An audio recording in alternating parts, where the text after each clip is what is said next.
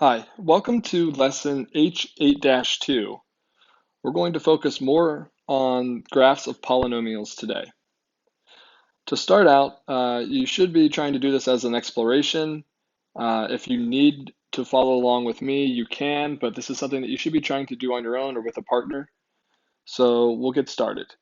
Today, you will use what you learned in the polynomial function investigation from H8-1 to respond to some questions.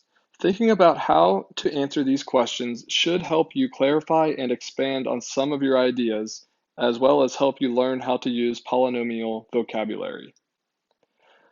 Let's look at 826. Sketch each of the polynomial functions below quickly. Just sketch the graph without the x and y axes. Actually, I'm going to sketch it using the x-axis. I don't really care about the y-axis, but I think that the x-axis can be helpful. So I'm going to put my x-axis on, and what we need to focus on is the function p of x is equal to x plus 10 times x plus 7 times x minus 12. If we think about what our roots are going to be for this function, we know that there's going to be a root at negative 10, there's going to be a root at negative 7, and there's going to be a root at positive 12. All single roots because these are all linear factors.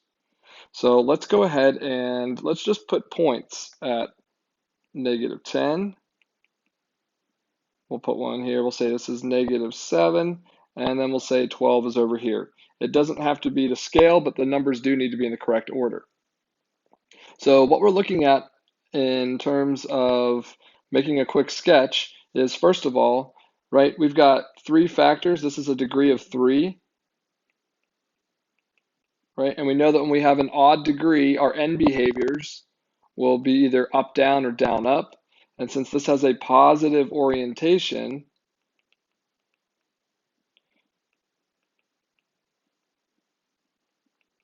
sorry, I wrote it really small, it's hard to read it, but that says orientation. In fact, I'm just going to abbreviate it.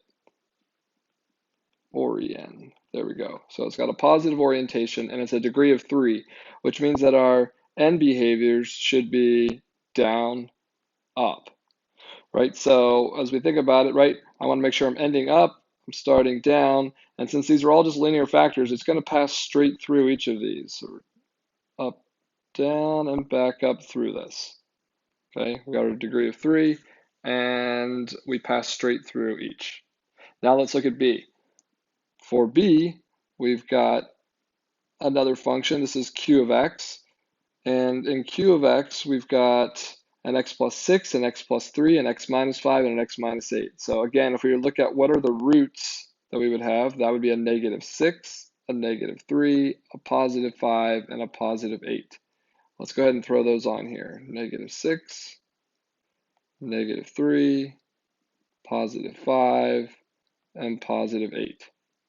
So when we see here, this has a degree of 1, degree of 1, degree of 1, and degree of 1. So this has a degree of 4. Right? So it's an even numbered degree, which means our end behaviors are the same. And this one also, I don't see any negative, right? I don't have something that's like a 6 minus x or no negative out in front. So another one with a positive orientation.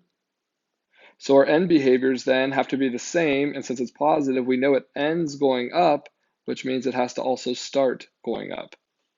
So we'll start up here. We'll come down. Since they're all linear factors, we'll just pass straight through, straight through, straight through, and straight through. There's our sketch. Kind of looks like a big W. All right, the next one. We have R of x is equal to a negative quantity of x plus 4, x plus 2, x minus 6, and x minus 10. So again, let's identify what our roots are. So our roots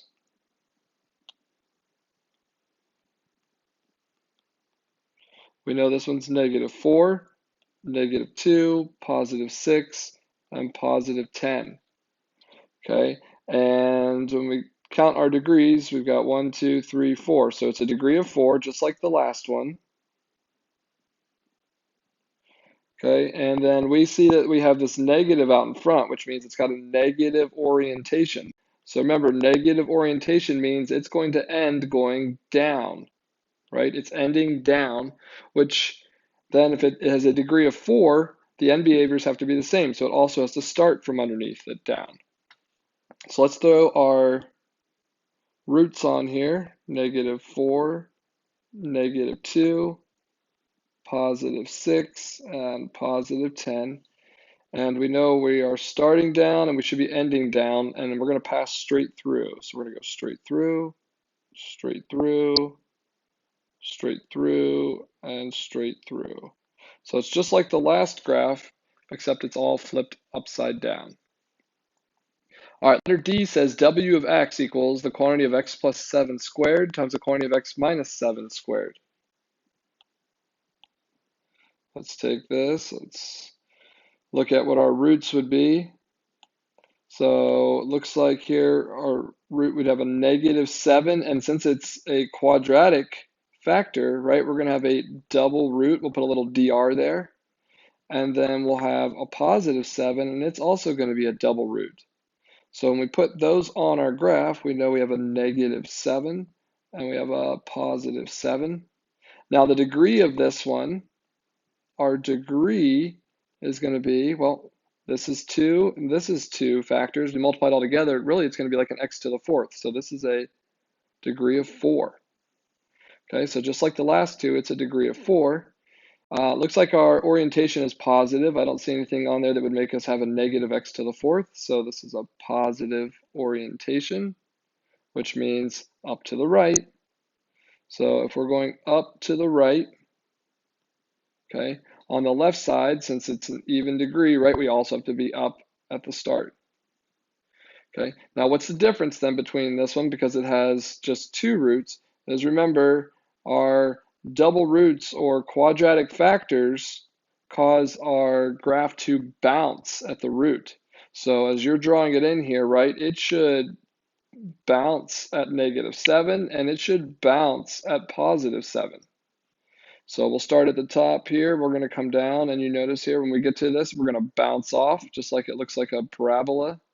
We'll go up, we'll come back down, we'll hit it, and bounce back off. Okay, so we've got our 2 double roots there, and that's what that graph should look like. Now let's go into letter E.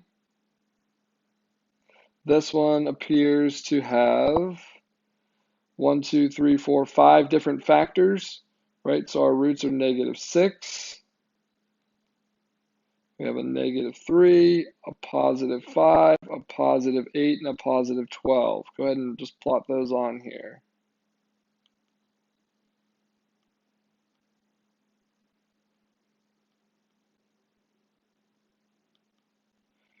Okay, so now we got all of those roots on there. Let's look, our degree we said is going to be 5. So if our degree is 5, and it looks like we have a positive orientation, you don't have to write this stuff all down all the time. I'm just doing it for people who don't understand right now. Okay, but if we have a positive orientation, we know that it ends going up to the right. And if it's an odd powered degree, right, if it's a degree of 5, that means our end behaviors have to be different. So it's got to start from down. So it's got to start from down here, and it's got to end up here. And since they're all linear factors, we're going to pass straight through on each of them. So there's 1.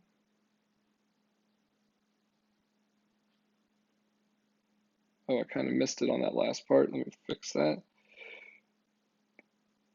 There we go. So 1 end is down, 1 end is up. All right, so hopefully you feel better about those ones. That's problem 8-26. I'm going to separate each of these videos so people don't have to fast forward and try to find the next section. So this is the video for 8-26 from our H8-2 more graphs of polynomial notes.